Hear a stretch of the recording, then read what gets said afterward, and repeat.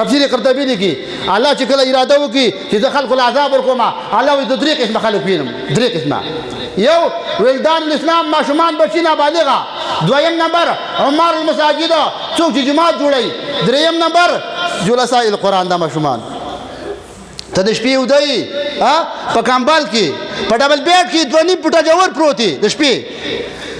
او بیا ما په جمی کې بعض خلک به مونږ کوي چې په وړي کې ډېر خلک نه دي چې کله ماښام راشي که نه ګرمي د ورځې خو خوب نه کېږي نو بعد داسې ډډه چې ولګوي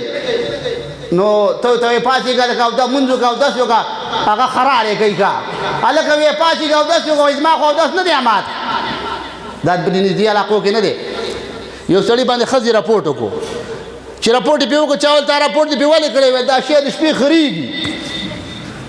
چې کله اودې کېدلې که نه نو یا په ډاډه سمله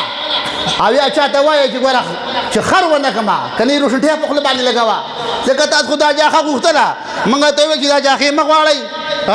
زم دی او که غم دی نو اوس چې اودې کېدلې نو خیر کوه ګوره په خوله روشنټۍ هم لګوه ستا په نږدې علاقو کې یو سړي باندې ښځې راپورټ وکړو دا سړی د شپې خرېږي نو دا ماسخوتن کې اوده شي